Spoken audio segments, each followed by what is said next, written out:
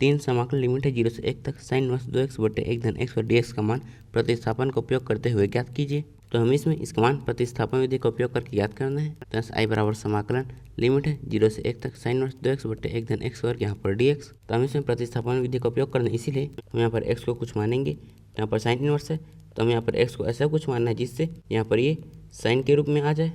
तो अगर हम x बराबर टेन थीटा मानेंगे तो यहाँ पर ये साइन 2 थीटा का सूत्र बन जाएगा। तो यहाँ पर हम लिखेंगे माना x बराबर टेन थीटा, फिर हम इसका अवकलन करेंगे। तो यहाँ पर थीटा है इसीलिए हम इसका थीटा के सापेक्ष अवकलन करेंगे।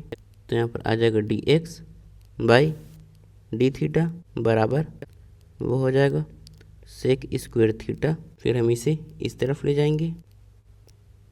तो यहाँ से i बराबर समाकलन यहाँ पर आ जाएगा साइन इनवर्स, फिर यहाँ पर हमने x बराबर टेन थीटा माना है तो हम x के जगह में टेन थीटा रखेंगे। तो यहाँ पर आ जाएगा 2, यहाँ पर टेन थीटा बटे 1 धन यहाँ पर आ जाएगा टेन का वर्ग थीटा, और यहाँ पर dx बराबर sec square theta d theta है, इसीलिए हम इसके जगह में इसे लिखेंगे। तो यहाँ पर आ जाएगा सेक स्क्वायर थीटा, फिर यहाँ पर आ जाएगा डी थीटा। तो यहाँ पर लिमिट 0 से 1 x के लिए था, लेकिन अब यहाँ पर x की जगह हम थीटा है तो अब हम थीटा के लिए लिमिट ज्ञात करेंगे। तो यहाँ पर अपर लिमिट है 1 और लोअर लिमिट है 0, तो पहले हम लोअर लिमिट ज्ञात करेंगे। तो x बराबर 0 पर थीटा का मान हम 10 को इस तरफ ले जाएंगे। तो यहाँ पर आ जाएगा थीटा बराबर 10 इनवर्स x, फिर हम x की जगह हम 0 रखेंगे। तो यहाँ पर आ जाएगा 10 इनवर्स 0, और 10 इनवर्स 0 का मान होता है 0। तो यहाँ पर थीटा का मान आ जाएगा 0। तो यहाँ पर अपर लिमिट है 1, तो x बराबर 1 पर थीटा का मान, तो फिर से हम 10 को इस तरफ ले जाएंगे। तो यहाँ थीटा बराबर आ जाएगा 10 इनवर्स x, फिर हम x के जगह में 1 रखेंगे। तो यहाँ थीटा बराबर आ जाएगा 10 इनवर्स यहाँ पर 1, और 10 इनवर्स 1 का मान होता है पाई बाई 4। तो यहाँ थीटा का मान आ जाएगा पाई बाई 4। तो यहाँ पर लिमिट है 0 से पाई 4 तक, तो यहाँ पर आ जाएगा 0 और यहाँ पर पाई बाई 4।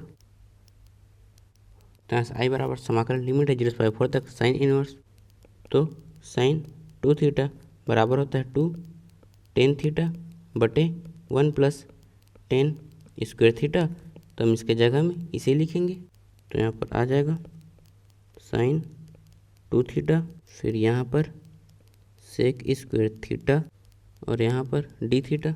तो यहाँ पर i बराबर समाकलन लिमिट है 0 से पाई 4 तक, जो कि साइन और साइन थीटा बराबर थीटा होता है, और यहाँ पर थीटा के जगह में 2 थीटा। यहाँ पर आ जाएगा 2 थीटा, और यहाँ पर 2 कांस्टेंट है तो बाहर आ जाएगा। तो यहाँ पर आ जाएगा 2 और यहाँ पर थीटा, फिर यहाँ से गुणा में आ जाएगा सेक स्क्वायर थीटा, और यहाँ पर डी थीटा। तो यहाँ से i बराबर 2। अब हम इनका समाकलन करेंगे। तो यहाँ पर दोनों गुणा में है तो इसमें दो फलनों के गुणनफल के समाकलन का सूत्र लगाएंगे। तो इसमें हम किसी एक को प्रथम पद और किसी एक को द्वितीय पद मानते हैं। तो आइलेट के हिसाब से जो पहले आता है हम उससे प्रथम पद मानते हैं। तो यहाँ पर ये है एल्जेब्रिक फंक्शन, और यहाँ पर ये है ट्रिग्नोमेट्रिक फंक्शन। तो यहाँ पर एल्जेब्रिक फंक्शन पहले आ रहा है, इसीलिए यहाँ पर ये हो जाएगा हमारा प्रथम पद और ये हो जाएगा हमारा द्वितीय पद। तो अब हम इसमें दो फलन गुणनफल के समाकलन का सूत्र लगाएंगे। तो उसमें पहला पद वैसे रहता है गुणा दूसरे पद का समाकलन ऋण पहले पद का अवकलन दूसरे पद का समाकलन, फिर हम आखिर में पूरे का समाकलन करते हैं। तो यहाँ पर प्रथम पद है तो ऐसे ही रहेगा।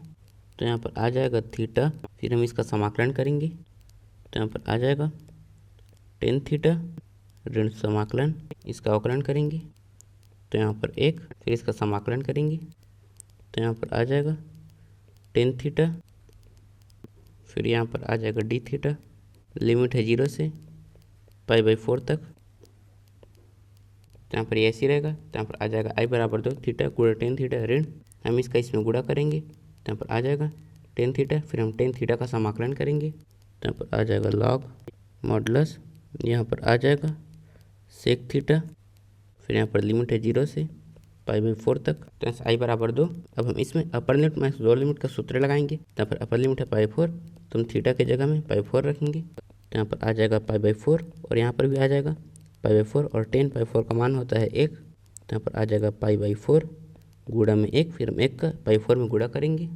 तो यहाँ पर आ जाएगा पाई बाई 4 ऋण, हम यहाँ पर पाई बाई 4 रखेंगे, और सेक पाई 4 का मान होता है करनी 2। तो यहाँ पर आ जाएगा लॉग करनी 2 ऋण, तो हम थीटा के जगह हम लोअर लिमिट रखेंगे जो है 0।